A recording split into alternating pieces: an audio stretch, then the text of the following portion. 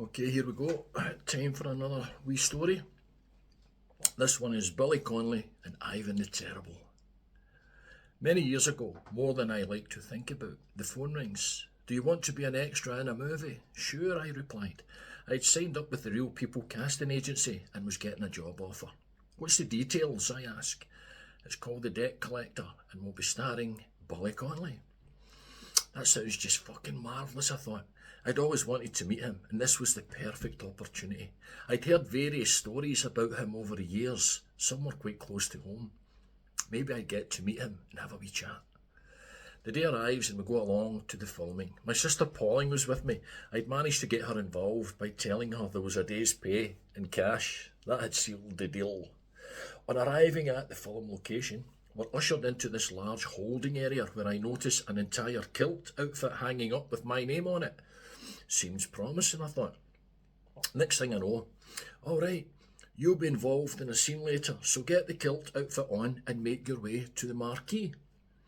I get changed and we head along to the wedding scene being shot in the big tent and find ourselves some seats. It's time to get comfy for what could be a long, dull day of filming. Back then, I'd experienced extra work, or SA work, as it's now called, many times, and understood some days are long and boring. It's all dependent on how complex the scene is. A few hours pass and the boredom is setting in. Pauline and I were playing cards to help pass the time when we noticed some changes in the scene. Okay, what's going on here? It turns out that the next scene was going to involve me doing something. I then receive some direction. I'm told. When Billy shouts at Ken Stott, "Hey, Kelty, you bastard," and follows him out to attack him, we'll give you a signal and you come out behind and pull Billy off Ken. Sounds fair enough, thinks I. That was it. My brush with fame was here. We do a couple of takes, and after each one we get dried off as the fake rain soaks us through. We're about to head out for the third take, and Billy turns to me and says, "I'm going to fucking go for this wee tussle. Get right in about it." All right, Billy, you do what the fuck you think's right. I've been involved in wrestling my whole life, starting at the Mogai Wrestling Club when I was 5 years old, so fill your boots, I tell him. I was buzzing. I'd got to speak with him. We'd had a conversation. Well, that's how it felt to me. Take 3 and action. Billy goes for it. "Kelty, you bastard." Billy storms after him outside the marquee and jumps on Ken. I'm there. I pull Billy off, and it's a wrap. The scene is done. My brush with fame is over. I'm drying myself off after the scene's completion when Billy comes over. "Can I have a wee word with you in private?" "Of course," I reply. "See, earlier when we were going to shoot that scene and you started with a wrestling partner from back in the day in Mogai. Aye, you must know about my connections back then." "Aye, I do. Do you know Joe?" he asks. "I know him to say hello to. I'm more connected with his younger brother John through the wrestling. John helped coach me back in the wrestling days." "Fuck John," he says. "Do you know how close Joe and I were?" "Yep, I'd heard a few stories about all the parties with you, some Celtic players and all sorts of famous movers and shakers. Legendary stories from the times," I reply. "Do you know what happened the last time Joe and I spoke?" asks Billy. "Yeah, I know. We discussed what had happened the last time Billy and Joe met. That's a private matter." "Right, are you going to bump into Joe any time soon?" Billy asks. "Aye, I'll go down to Black Bull Bar. He's in there quite regular for a couple of pints." "Okay," says Billy. "Here's a message for him. Joe, you're a wee bastard." "Have you got that clear now?" "Aye," says me. "It's pretty straightforward, Billy. Joe, you're a wee bastard." "Okay then, give him that message," says Billy. That was it. We continued chatting for a while about all sorts, including of all things nipple piercing, as we'd both had that done at different points in our life. And Billy explained while filming Mrs. Brown that during the cold water scene the piercing holes had closed over and he couldn't get his nipple rings back in and decided that was that. He'd finished with having pierced nips. So off goes Billy. I look up to see all the nosy bastards wondering what the fuck that had been about. A few days pass and I'm heading down to the Black Bull Bar to see Joe. There he's seated. "All right, Joe, I've got a message from an old friend of yours." "Oh, aye, who?" "It's from your old best mate, Billy." What does that fucker want? Asks Joe. He doesn't want fuck all bar me passing on a message to you. Joe, you're a wee bastard. That's the message, Joe. I tell Joe all about being an extra on the debt collector and details of the conversation between Billy and me. Joe adds to the stuff Billy had been talking about, tells me about how close they were. They'd never spoke again from that fateful day. For me, it was fucking great. I got to hear about crazy adventures from back in the day, listening to stories about Billy and Joe when Joe ran a couple of clubs in Glasgow and cruised about in his Jensen Interceptor. Anyway, Joe says, when are you likely to see that fucker again? I'm hoping to get a few more days filming quite soon, says I. Okay, give him this message. Joe gives me the details of what I've to tell Billy in reply. I never saw Billy again, and I wasn't able to deliver Joe's message to him. I still have that message for Billy. I'm easy to find, if he ever wants it. While writing this, a few years ago now, I bumped into John, Joe's younger brother, who told me that Joe had sadly passed away the previous week. After John told me of Joe's passing, we chatted for a bit and eventually got on to the subject of Joe's friendship with Billy, and I mentioned that Joe had asked me to relay a message to Billy when I worked as an extra on The Debt Collector. This reminds John of a story. John recalled the story of a woman at one of Joe's parties who didn't like Billy for whatever reason. The woman was on Billy's case all fucking day. He couldn't catch a break from her. How she thought he was so far up his own arse.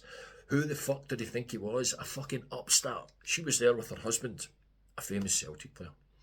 As the party gathered momentum and the drink flowed, the insults kept getting worse. Nothing would shut this woman up. So, Billy decides to go to the toilet for a bit of a break from this nasty woman. He's away for a while and then slowly makes his way back into the main room where the party is in full swing. The woman spots him and she goes for the jugular with the insults. He can't take any more of this fucking crazy woman, so Billy throws his arms up in the air and screams at this woman to shut the fuck up and takes a step towards her. Turns out he planned to shout, "Please stop," in her face. That was it. Just shout, "Please stop," in her face and hope she got the message that enough was enough. Come on, it's a party.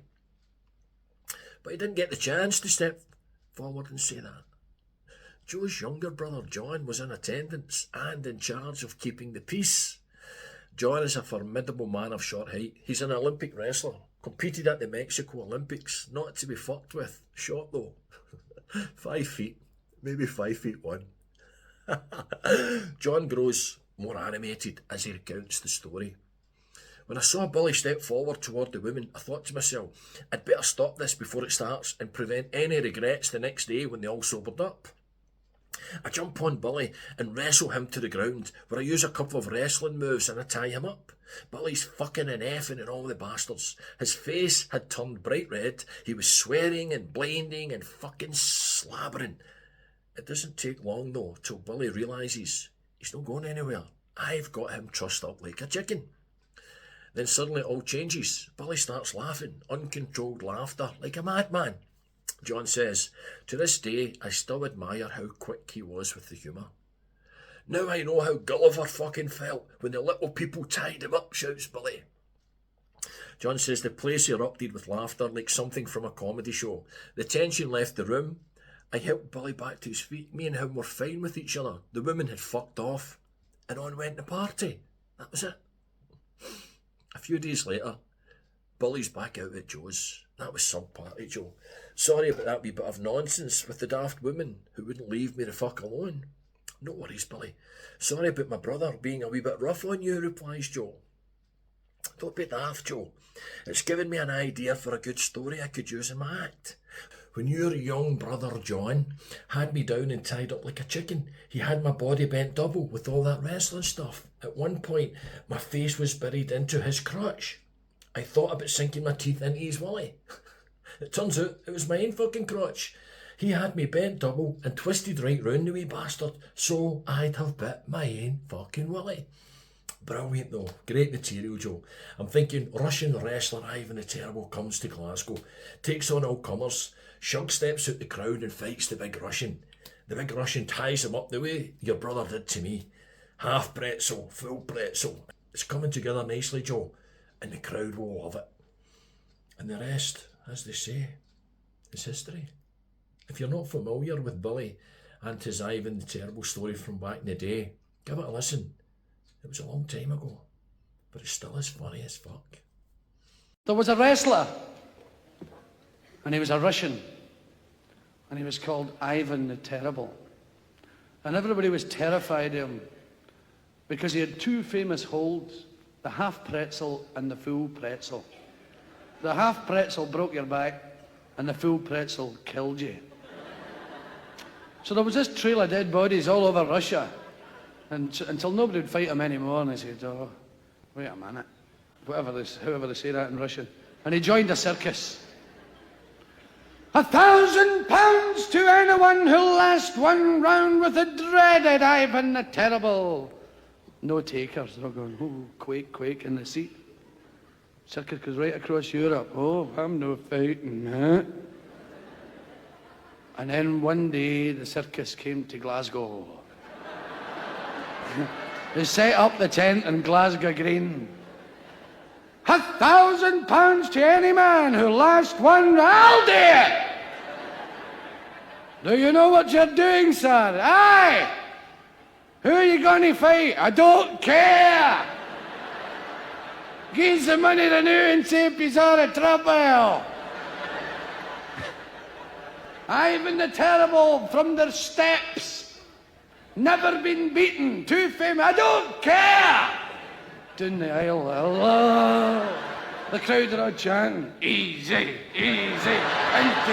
Into him. Gone Shuggy. We are the champions. Easy, boys. It's all right. It's a doddle. He's out there, about 3 stone 4 with the glasses on.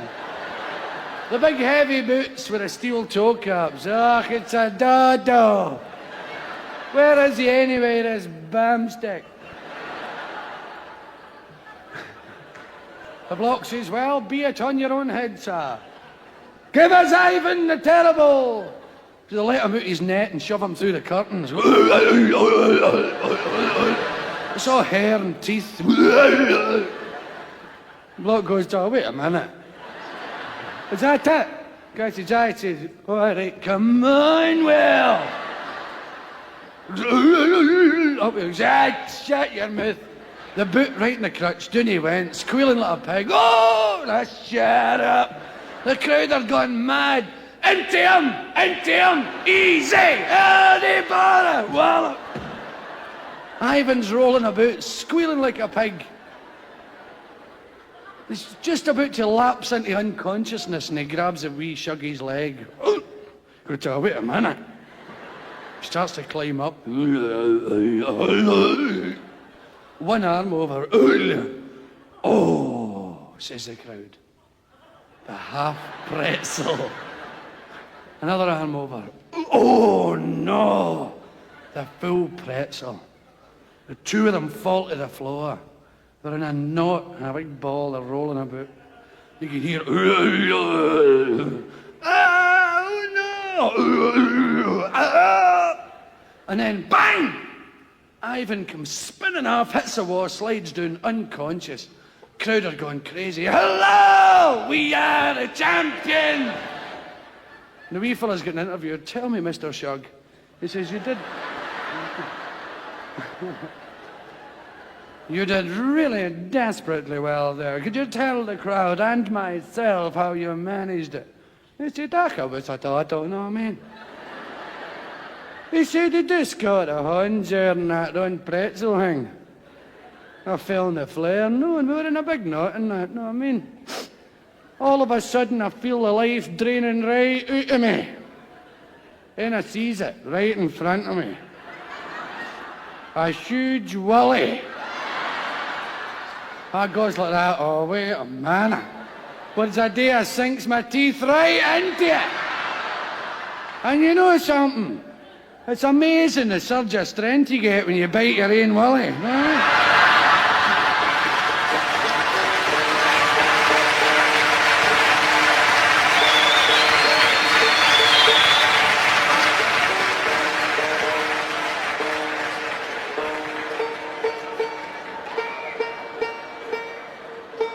cracker, isn't it?